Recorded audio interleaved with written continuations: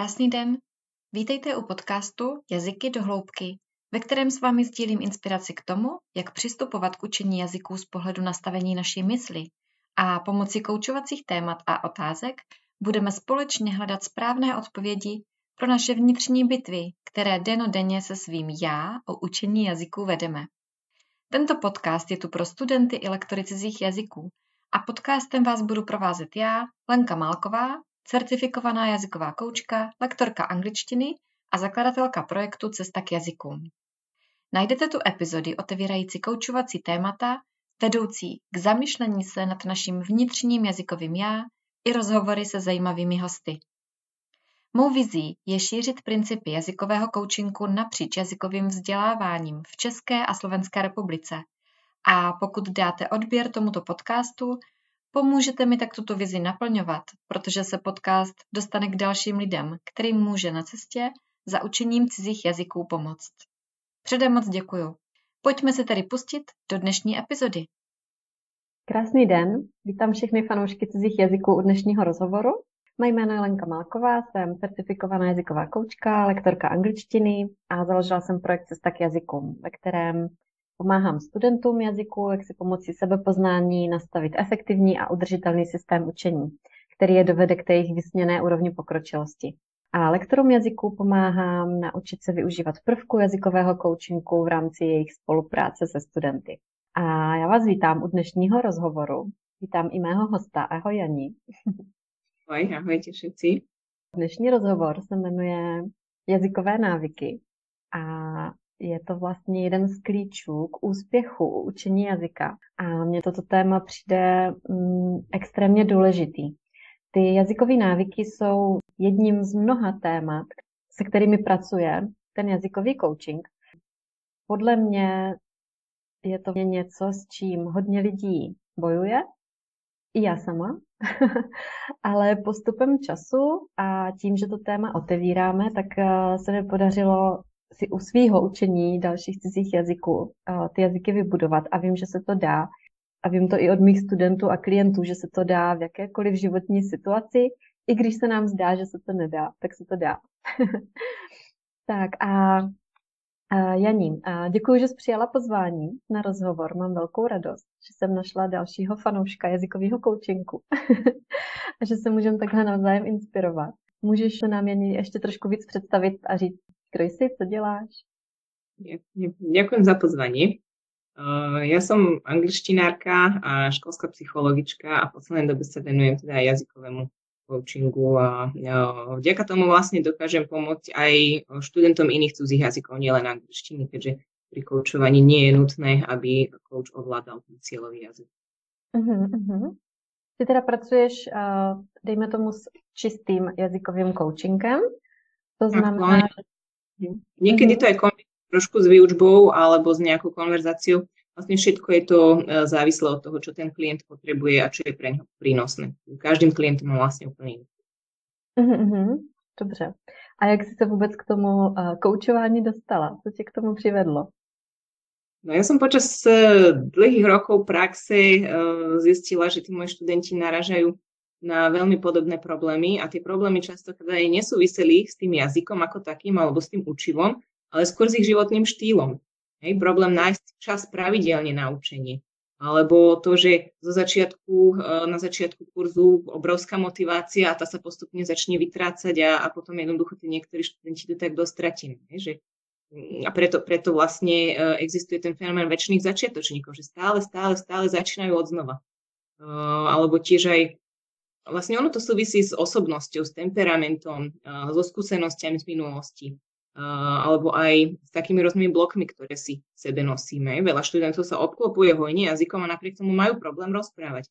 A toto nie je vec, ktorá by vyslovene súvisela s tým jazykom ako takým, s gramatikou, so slovnou zásobou, so zručnosťami, ale skôr s tým, ako sa ten jazyk učiť. A teda som aj zistila, že veľa študentov sa tie jazyky učí neefektívne. Že nerobia to, čo ich vlastne k tomu cieľu má priviesť. Ani si to neuvedomujú. Jo, a to je moc důležité, co říkáš, ani si to neuvědomují, protože většina z nás, kdo prošla tím klasickým systémem vzdělávání, tak tomu nebyla věnovaná pozornost ani ten čas, že vždycky ta pozornost šla v maximální míře na tu znalost toho jazyka a na ty informace, na to, aby jsme se naučili slovíčka, gramatiku, výslovnost, ale vlastně to, co se děje v nás, co se děje v naší hlavě a jak o tom přemýšlíme a i to samotné, to, jak se to budu učit, je vlastně něco, co tady v těch našich končinách, českých a slovenských, si myslím, že není úplně běžný a že to je škoda. A že už se to začíná měnit a že se začínáme všichni uvědomovat i vlastně díky dnešní době a technologiím a umělé inteligenci, o které budeme asi taky i mluvit, že vlastně je potřeba jít hloubš a zamyslet se nad tím, jako co se děje, jak se to děje, proč se to děje a jak to můžeme udělat, abychom v tom uspěli. A pojďme teda rozebrat to naše téma, návyky, jazykové návyky. Tak Jani, kde by začala? Ako si hovorila, je to naozaj veľmi dôležitá téma a dá sa krásne využiť v oblasti jazykového vzdelávania práve kvôli tomu, že keď sa zamyslíme nad tým, že čo to sú návyky, sú to isté zautomatizované činnosti, ktoré robíme už nejako pravidelne, ani sa nad nimi nerozmýšľame, že či chceme, nechceme, či sa nám chce, či sa nám nechce. Jednoducho ich urobíme, ako napríklad umývanie zubov. No málo kto sa odhodláva, že idem si umyť zuby a rozmýšľa, že ako na to. Jednoducho to spraví a vybavené. A keď my si takéto niečo dokážeme vlastne vytvoriť aj v oblasti toho jazykového vzdelávania, v oblasti toho nášho učenia, a nemusí to byť len učenie cielené, že sadnem si a idem si písať úlohu alebo cvičenie, ale jednoducho akákoľvek forma obklopenia sa toho jazyka alebo forma produkcie jazyka, keď si to dokážeme vytvoriť alebo zautomatizovať do takej miery, že sa to stane návyk, tak potom je to veľmi prospešné z dlhodobého hľadiska. Na takých tých maličkých krôčikoch, ktoré ale vykonávame naozaj poctivo každý deň, tak na tých ten úspech vlastne stojí a od nich aj ten progres závisí.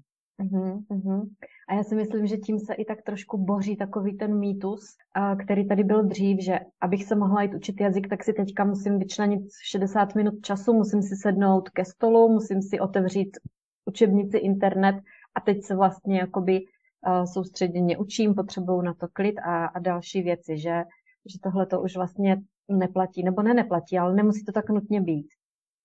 No to je jednoducho, bude to tak, ako si to ten človek zariadí, tak, ako to jemu vyhovuje. Lebo tá udržateľnosť je vlastne kľúčom. Nie každý má hodinu každý deň na to, aby sa učil, tak jednoducho dá sa to určite spraviť tak, aby to pre neho bolo udržateľné.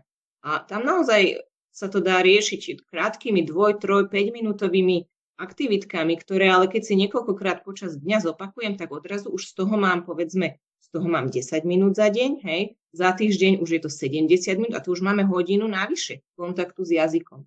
Čiže naozaj ono sa to môže zdať niektorým ľuďom také, že čo za 2-3 minútovú aktivitku stihnem. No ale keď sa to nazbiera, tak naozaj z toho je obrovské množstvo času. No a co teda stihnem? Co teda stihnem, Jani, za 2, 3, 5 minút? No, ja si myslím, alebo respektíve kľúčom podľa mňa je tak zorganizovať si to trošku, naplánovať si.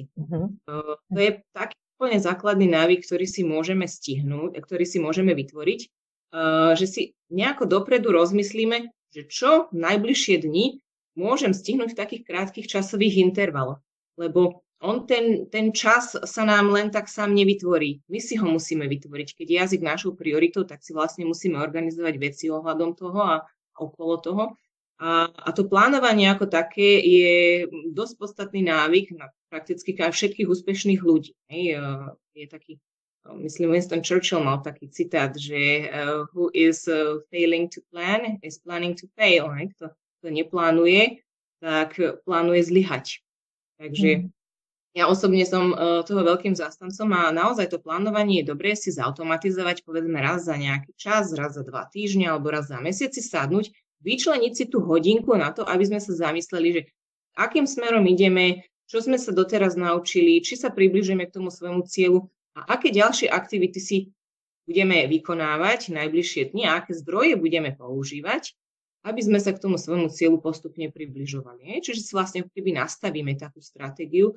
A toto je prakticky to, čo trebárs niektorí klienti robia priamo so mnou na coachingu. Čiže si dajú raz za mesiac alebo 2-krát za mesiac dáme stretnutie a priamo na tom stretnutí riešime tieto plánovacie veci. Áno. Ale samozrejme človek si to môže aj sám poriešiť. Určitě. A mě vždycky jakoby fascinuje, kolik studentů jazyků vlastně vůbec nemá žádný jazykový plán, že jsou závislí buď to na nějakých náhodných aktivitách, na který narazí někde na sítích nebo kdekoliv jinde, a nebo prostě náhodně v nějakém kurzu, což jako samozřejmě všechno se počítá a všechno je fajn, ale je potřeba vždycky vědět, jako kam směřuju a k tomu naplánovat ty aktivity. A pokud já třeba osobně, když se učím španělštinu, tak pokud já si to nenaplánuju, tak já toho udělám jako fakt strašně málo.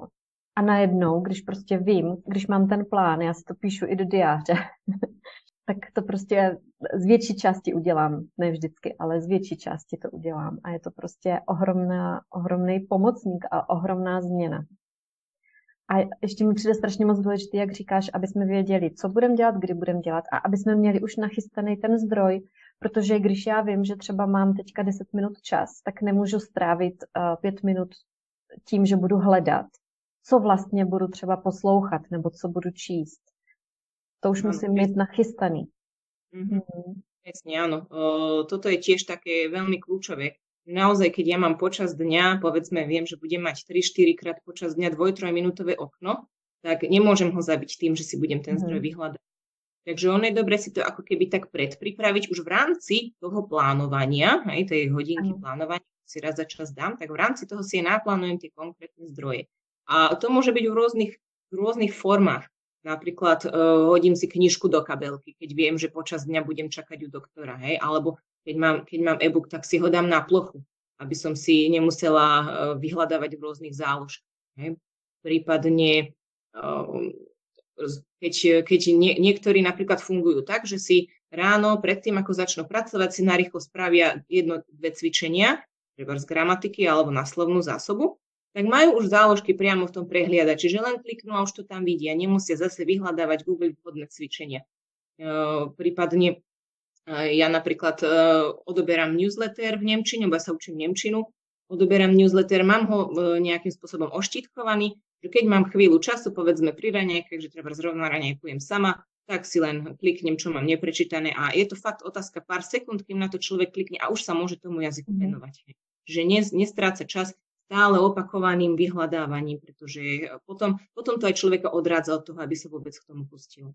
Přesně tak, protože potom právě mně přijde, že prokrastinujeme, že to vlastně jako odkládáme, že si řeknu jako, měla bych něco udělat pro ten jazyk, ale vlastně když nevím úplně tak jako přesně co, tak se mi mnohem hůř začne, protože nejhorší je vždycky začít a potom už to jde, potom už se do toho zahryzneme a uděláme to v pohodě, ale jako ten první moment říct si, jo, takže tohle teďka půjdu dělat, tak je strašně těžký, když nevím přesně co.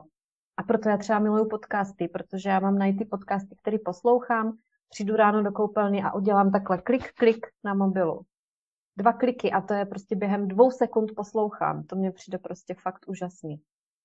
No ja to mám inak presne takisto. Že mám isté rutiny, pri ktorých jednoducho si pustím ten podcast. Beriem do ruky prachovku a automaticky púšťam. Ešte aj tak, že ja mám vlastne asociovanú danú aktivitu s nejakým konkrétnym podcastom. Že ja si vlastne pri tom plánovaní tak rozmýšľam, že ako často sa chcem venovať angličtine, ako často sa chcem venovať v nemčine počas tých svojich dní. A aj podľa toho si vlastne rozplánujem, že trebárs pri upratovaní si pustím takýto podcast, trebárs pri umývaní zubov zase počúvam Natural Fluent German napríklad. Hej. Takže je to dobré si to vlastne konkrétne asociovať s nejakou aktivitou, pretože ja som napríklad zistila, že mňa časom začalo aj brzdiť to, že vôbec výber toho podcastu, lebo mám rozpočúvaný asi 10. Tento si dám a tento a na tento mám chuť, alebo na tento mám chuť. Tak jednoducho nie, teraz už to mám ako rutinu. Hej. Sadám do auta, púšťam toto konkrétne. Jo, to je super nápad a super poznámka, protože já jsem taky teď poslouchala nějaký podcast právě o prokrastinaci a o návicích od myslím, Mel Robbins to byla. Tak ona říkala, že vlastně my to potřebujeme tomu mozku co nejvíc usnadnit, když chceme dělat nějaký nový návyk, že potřebujeme to co nejvíc tomu mozku usnadnit, protože on je v té staré jakoby rutině a než si zvykne na něco nového, tak to bolí. A čím víc to bude pro nás snažší, to znamená, nepřemýšlím, jak říkáš, ani nějaký podcast, šup a mám to tam. tak tím jednodušší vlastně nachystat si všechno, co nejvíc to jde, tak si to prostě nachystat, aby to tam bylo, aby nás to prostě prásklo do těch očí, aby jsme to viděli. A třeba, když jdu vařit, tak opakuju slovíčka. To znamená, že já mám prostě na kuchyňský lince krabičku, kde mám kartičky, nebo tam mám sešit, jo, a prostě nikam nemusím chodit to hledat, já to tam mám. No, tá príprava je vlastne kľúčová. Áno, nikto má napríklad, ja keď som bola študentka, tak som si na vecku vždycky nalepila papier s tým, že čo som sa učila, nepravidelné slova vždycky mala nalepené.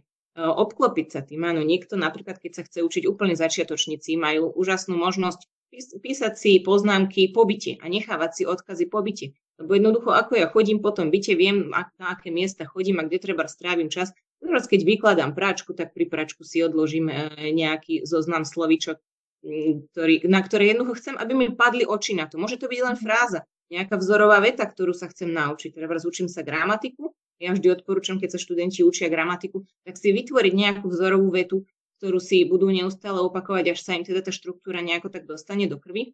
Túto konkrétnu štruktúru, tú vzorovú vetu ja si môžem umiestniť na rôzne miesta v byte a jednoducho len idem okolo, padnú mi na to oči, zase je to ten impuls.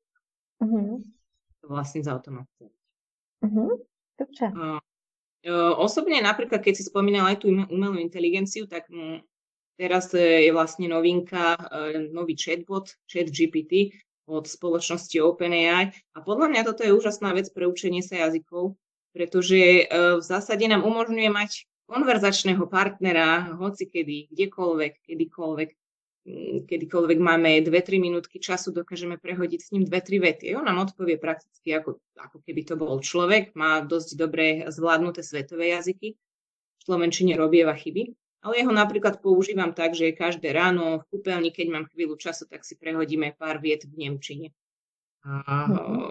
Je to vždy ale o nejakej téme, ktorá ma zaujíma, čiže nevenujem sa tomu jazyku, alebo respektíve ten jazyk nie je pre mňa ako taký prvotný cieľ, ale začínam skôr využiť ako prostriedok na dosiahnutie alebo na naplnenie svojich nejazykových potrieb.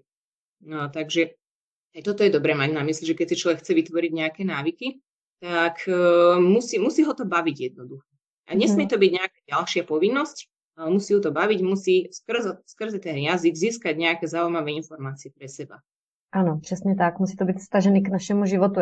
Já jsem to říkala v minulém podcastu, že nesmíme mít jazyk jako nějaký předmět ve škole, že potřebujeme, aby to bylo prostě něco, co se týká nás, našeho života, našeho životního stylu.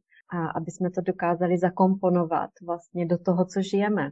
A mohla bys nám dát jen nějaký příklad toho, co třeba si s tou umělou inteligencí, s tím chatem povídáš? To funguje i na hlasovým základě, nebo to tam musíš napsat?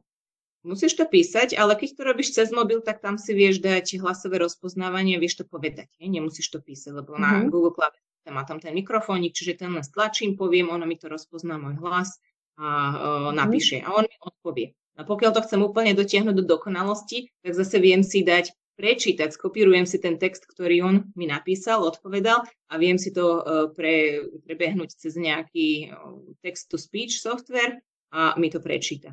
Takže dá sa to aj tak kombinovať. Ale úplne teda taký najjednoduchší a časovo najmenej náročný spôsob jednoducho si s tým písať. A dokážem mu napríklad zadať, aby mi opravoval chyby. Normálne s ním konverzujem na nejakú tému, môžem mu zadať nejakú rolu, alebo sa ho opýtam, o čom sa dnes budeme rozprávať, čo mi navrhuješ. A on si pamätá aj tie konverzácie predtým, ktoré sme mali, dokáže nadviazať, samozrejme do nejakého limitu.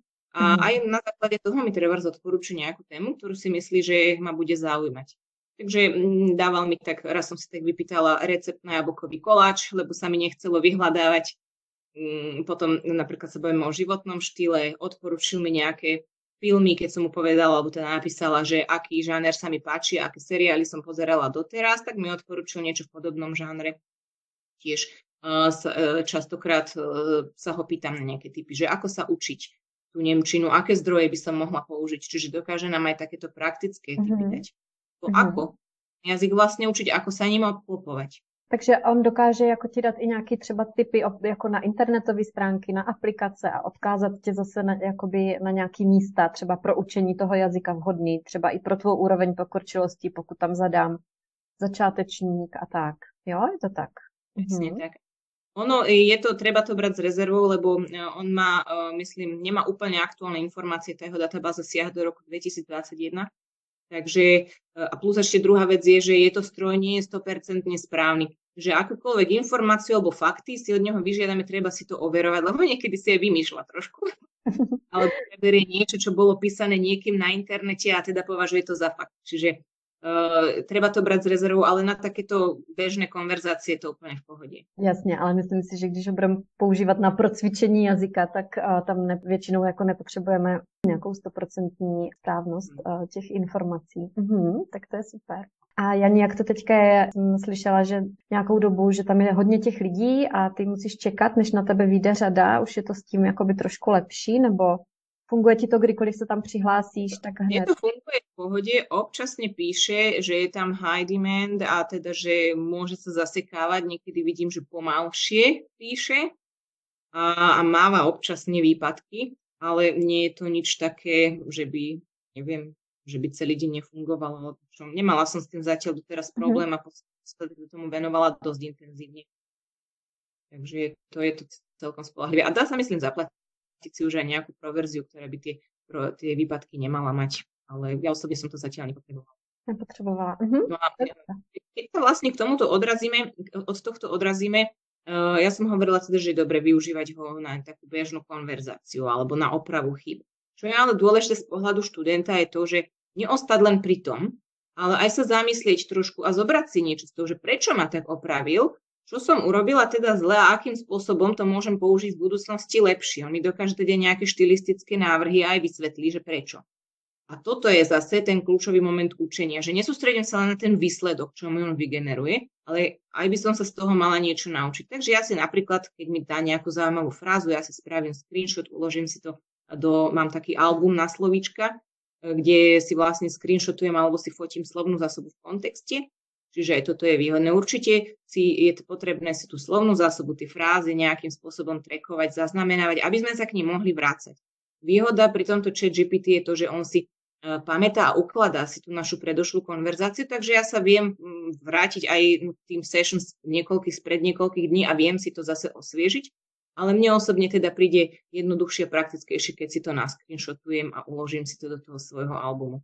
Čiže také vracanie sa k tomu učivu kvázi, alebo k tomu obsahu a aj trackovanie si toho je podľa mňa tiež ďalší taký užitočný návyk, pretože zistujem, že nie veľa ľudí to robí. A toto je často taký game changer, čo sa týka pokroku. Pretože ja sa môžem obklopovať tým jazykom, môžem ja pozerať seriály, filmy, ale čo z toho, keď to ide jedným uchom dnu, druhým von? Hej? Pokiaľ si to nezastavím nejako, nezamyslím sa nad tým, nezaznamenám a nevrátim sa k tomu spätne, tak si to jednoducho nezapamätám. Muselo by to byť naozaj fráza, ktorá sa veľmi často používa, že sa na mňa nalepí. Ale reálne z toho obsahu, koľko je takých, čo sa na nás nalepí kvázi prirodzene. Takže pokiaľ niekto naozaj chce, že robiť ten pokrok, dosahovať viditeľné výsledky, tak toto je nevyhnutná súčasť, pretože nedá sa potom očakávať, že sa na neho ten jazyk len tak nejako nalepí. Samozrejme, nie každý má ten cieľ tie výsledky dosahovať, takže niekto je úplne OK s tým, že sa len tak s tým jazykom bezbolestne obklopuje a v pohode a len tak si udržiava ako keby ten svoj level, ale pokiaľ chceme ten progres robiť, tak to naozaj nestačí. Ano, přesně tak. Tohleto obklopování je fajn na udržování si toho kontaktu s tím jazykem, ale pokud k tomu nepřidáme to soustředěné učení, tak nás to neposune. A tohleto, ten trik s tím screenshotovat si slovíčka a ukládat si to do nějakých složek a hlavně se pak k tomu vracet. Strašně moc důležitý. A vlastne aj nie len to, lebo taký celkom fajn návyk, ktorý si ľudia vedia vytvoriť, je aj samotné trackovanie si toho svojho štúdia. Si ja vlastne zaznamenávam čas, alebo nejakým spôsobom si ho evidujem. Môže to byť rôzne, môže to byť nejaký spreadsheet založený, môže to byť na papieri, na chladničke vyvesené zoznam toho, čo robím a ako dlho to robím. Hej? Alebo sú na to rôzne apky, napríklad ja používam Clockify.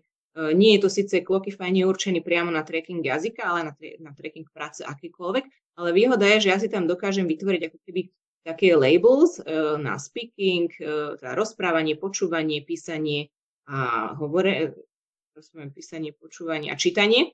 A vlastne každú aktivitu si ako keby tak označím. Potom na konci mesiaca trebárs vidím, že koľko času som venovala rozprávaniu, koľko času som venovala písaniu. A toto je veľmi dôležité si uvedomiť. To trackovanie samo o sebe je veľmi taký užitočný návyk, pretože na základe neho my zistíme, koľko času my venujeme jednotlivým zručnostiam. Že keď má študent za cieľ dostať sa alebo zvýšiť svoju plynulosť v komunikácii, v rozprávaní a vlastne jediné, čo robí, je, že číta, počúva alebo píše, tak toto nie je to, čo ho k tej plynulosti v rozprávaní dovedie. A dáva nám to teda taký komplexný pohľad na to, koľko času ja venujem ktorej zručnosti a v ktorej teda aj robím pokrok. A myslím si, že to může být i hezky motivační, pokud si nastavíme nějaký takový systém, nějaký takový ten habit tracker, něco, kde si budeme dělat ty fajfky. To je možná i to, proč jsou některé ty aplikace typu Duolingo tak populární, protože oni nás svým způsobem nutí každý den to dělat, pak nás za to pochválí a máme tam rovnou přednastavený, co dělat. Akorát, že já opět nejsem velký fanda tohoto, respektive nejsem fanda toho, aby to bylo základem toho učení jazyka.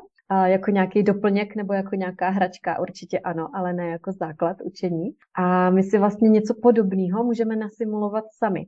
To, co nám nabízí tyhle ty aplikace. My si to můžeme sami nasimulovat. My si můžeme sami udělat ten plán a sami si potom nachystat ten způsob, jakým si to tam odškrkneme, že jedem třeba 100 dní v řadě a můžeme si vymyslet klidně nějakou odměnu potom. Jasne, ja aj akurát robím na takom language trackery, alebo respektíve je to plánovač jazyka na mesačnej aj týždennej báze a tiež aj taký trackovací worksheet tiež na mesačnej aj týždennej báze. Takže keď to dokončím, tak to bude dostupné na mojom webe a to ľudia môcť stiahnuť, keď im to teda príde prínosné. Ja osobne napríklad nie som veľký fanúšik toho zapisovania si perom, ja som skôr tak cez apky, lebo jednoducho nosiť niečo stále pri sebe nie je pre mňa komfortné a ten telefón je jediná vec, ktorú mám pri sebe vždy a všade. Ale poznám kopec ľudí, ktorí jednoducho potrebujú zapisovať si, majú aj diár papierový a týmto vlastne môže pôsobiť aj veľmi motivačne, keď si to dáte trebárs na chladničku, alebo si to dáte, máte to položené niekde, kde prechádzate každý deň, tak vidíte pekne, že ako ste sa jednoducho venovali počas tohto týždňa tomu jazyku a padne vám vždy na to tak pohľad a človek je aj potom taký hrdý na seba, že za to všetko dokázal. Rozhodně. Dobře, Jani, tak můžeme se teďka posunout k tomu, jaký je klíč k vytvoření úspěšného návyku? Prakticky, keby sme sa tak mohli zhrnúť, tak základom, ako som hovorila, je plánovanie. Naplánovať si a asociovať si nejakú novú aktivitu už zabehnutými rutinami. Čiže využijem to, že niektoré veci už mám zautomatizované, ale len k nim niečo drobné pridám. Hej. A ako sme hovorili, dôležité je to, aby to bolo jednoduché a dostupné. To znamená, musí to byť predpripravené, musím to mať k dispozícii tu a teraz, keď mám naozaj len pár minút času. Veľmi dôležitá vec, musí nás to baviť, lebo bez toho to nepôjde. Čiže musí to byť nejaký obsah, ktorý bude nám blízky osobne, že to je to súčasťou našich záujmov alebo profesne, čiže vybrať si vhodnú tému. A dôležité je aj, aby to bolo udržateľné, to znamená, treba začať v malom, lebo sú ľudia, a ja som tiež jeden z nich, ktorí jednoducho sa nadchnú a idú do toho naplno, lebo vidina obrovského pokroku, rýchleho, ale tak to nefunguje, lebo tá motivácia jednoducho nie je udržateľná. Keď si všetku motiváciu a všetok ten drive vybucháme na začiatku, tak nám potom nič neostane v tom dlhodobom hľadisku. Takže na začiatok je naozaj dôležité vybrať si krátku, nenáročnú aktivitku, ktorú si tak nenápadne vsunieme do toho svojho aktuálneho režimu, tak aby to vôbec nespôsobilo revolúciu v tom našom doterajšom rozvrhu. A jednoducho začneme s ňou len. A robíme ju, pokedy si ju už nemusíme pripomínať, pokedy už sa stane automaticky súčasťou tej našej rutiny. To je potom bod, kedy môžem začať pridávať postupne ďalšie, buď pridávam čas, alebo pridávam ďalšiu aktivitu. A môže to byť úplná blbosť, keď sa to tak vezme. 2-minútový self-talk. Hej? Self-talk ja osobne považujem za asi jednu z najužitočnejších rutín, ktorá môže človeka posunúť, hlavne v prípade, keď nemáme s kým konverzovať na dennej báze. Pretože keď si to vezmeme reálne, koľko času človek strávi rozprávaním v jazyku. Hej? Na kurze raz do týždňa, maximálne 2-krát do týždňa, aj to niekoľko minút, pokiaľ sme na skupinovom kurze. A pokiaľ ja sa chcem naučiť rozprávať, tak nemôžem sa spoliehať na to, že mi stačí rozprávať hodinu do týždňa. A ten self-talk, keď si ja napríklad vytvorím krátke dvojminútové rutinky 5 krát počas dňa, tak v konečnom dôsledku za týždeň tým získam hodinu rozprávania navyše. A ten self-talk môže byť na akékoľvek témy. Môžem si aj komentovať, čo robím, jednoducho komentujem, hovorím si nahlas, čo mi ide hlavou a zároveň tým aj vlastne prichádzam na to, akú slovnú zásobu ja potrebujem pre ten svoj život. Čiže ďalšia rutina, mať hneď mobil pri sebe, apka na ploche s translátorom, so slovníkom, vyhľadám si slovnú zásobu, ktorú práve potrebujem na tú svoju myšlienku, screenshotnem si ju, vrátim sa k nej na druhý deň, lebo tie myšlienky sú podobné, opakujú sa, takýmto spôsobom sa tú slovnú zásobu aj naučím, lebo reálne to v tom svojom živote potrebujem. Čiže ten self-talk naozaj býva taký veľký pomocník k reálnemu posunu, k tomu, aby si človek rozviazal jazyk a nie je na to vôbec potreba mať konverzačného partnera, chodiť na kurz alebo venovať tomu dlhé hodiny v praxe. Všetko je to o tých malých drobných návykoch. Ano. Já bych jenom doplnila self-talk, tím máme na mysli samomluva. Áno, mluvím sama se sebou, buď to ve svojí hlavě, anebo ideálně i nahlas. To říkám, pokud k tomu mám tu příležitost, jako třeba v angličtině přímo se tomu říká shower conversation ve sprše, moc doporučuju. Udělat si ten návyk a automatizovat si to s něčím, právě jak říkala Jana, aby jsme potom už nemuseli o tom přemýšlet, jestli to udělám nebo neudělám. Prostě když dělám tuhle aktivitu, tak k tomu automaticky dělám tu další. A to je potom to kouzlo toho, že se to stane součástí toho našeho života. Ako si hovorila, je dobré a čo najviac nahlas hovoriť. Pretože je obrovský rozdiel, keď ja si len tak rozmýšľam niečo v tom cudzom jazyku a keď to aj reálne poviem. A rozdiel je práve v tom, že to prejde cez tie ústa, prejde to cez tie artikulačné orgány a ja si vlastne tie artikulačné orgány nastavujem na tú pozíciu, ktorú štandardne majú v tom danom jazyku, lebo každý ten jazyk má nejaké svoje typické nastavenie, poloha jazyka, podnebia, alebo teda jazyka vzhľadom k zubu a podobne. A čím viac my si tie svoje ústa trénujeme na túto polohu, tak tým si aj zlepšujeme výslovnosť. Tým je tá výslovnosť pre nás prirodzenejšia. Tým je pre nás ľahšie hovoriť nahlas aj v reálnom živote. Takže toto je podľa mňa kľúčové. Samozrejme, nebude človek hovoriť nahlas niekde v autobuse alebo na zastávke, ale myslím si, že doma môžeme úplne neobmedzenie a máme obrovské možnosti. Rozhodně. A já bych to ještě i doplnila, že když to říkáme nahlas, tak ty mluvidla, strašně moc důležitá věc, a protože to je jinak v tom jiném jazyce. A i naše hlava si zvykne na to, že nás slyší mluvit v tom jazyce a vlastně nespustí takový ten poplach, jakože aha, bacha, jo, nějaká nebezpečná situace. Ti mají problém hodně většiní začátečníci, kteří mi třeba říkají, že se bojí někde promluvit, že jakmile ví, že mají někde mluvit, takže jim hlava zablokuje myšlení a mají prostě okno. A tohle se dá pomocí té samomluvy krásně odbourat, protože když ta hlava bude zvyklá na to, že nás slyší mluvit v tom jazyce, tak bude potom mnohem snazší vlastně mluvit i s nějakou jinou osobou. Fakt to funguje. Ide vlastne len o to vytvoriť si a posilniť si tie nervové spojenia, aby tie cestičky tam boli také vychodené, v tom našom mozgu. A potom aj mi ľahšie nám napadne už konkrétne tie situácie, nejaké slovo, ktoré potrebujeme, lebo jednoducho sme si na to zvykli doma, niekoľkokrát denne. Doma produkujeme ten jazyk, rozprávame, takže ten mozog je na to zvyknutý. Ako hovoríš, nie je tam ten stres. Skvělý, Ani. Já si myslím, že tady předala úplně jako spoustu konkrétních praktických typů i toho vlastně, jak si to nastavit v té hlavě, to přemýšlení o tom, jak si jazykové návyky vytvořit a jak si je udržet. Ještě něco k tomu napadá, co bys chtěla zmínit, nebo je to všechno? To je asi taký základ. Ja budem ešte aj tvoriť nejaký obsah na túto tému, lebo s mojimi študentami, klientami naozaj toto často riešime. Takže pokiaľ má niekto záujem o viac info na túto tému, tak určite bude mať nejaký článok na blogu, newsletter alebo aj na sociálnych sieťach. Tieto informácie budem dávať ako posty. Takže kľudne môžete followovať. Dobře, tak nám Jani řekni, kde tě najdeme a co teďka aktuálně nabízíš.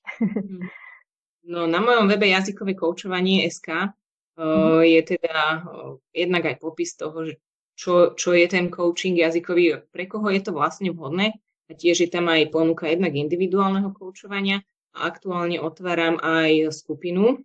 Po Veľkej noci budem otvárať skupinku pre cca maximálne 10 ľudí. Bude to program 10-týždňový, ktorý sa volá Cesta k jazykovej slobode a je vlastne zameraný na to, ako si efektívne riadiť to svoje učenie a ako sa stať sám sebe tým najlepším učiteľom. Že budeme sa venovať tomu, ako si svoj život nastaviť tak, aby sme mali s tým jazykom čo najväčší kontakt a aby sme dosahovali tie svoje jazykové ciele. Ako sa vlastne pretransformovať z módu študenta do módu používateľa toho jazyka. Ako sa motivovať, ako si stanovovať ciele jazykové. Si hovorila, nie veľa ľudí teda vôbec robí. Hej?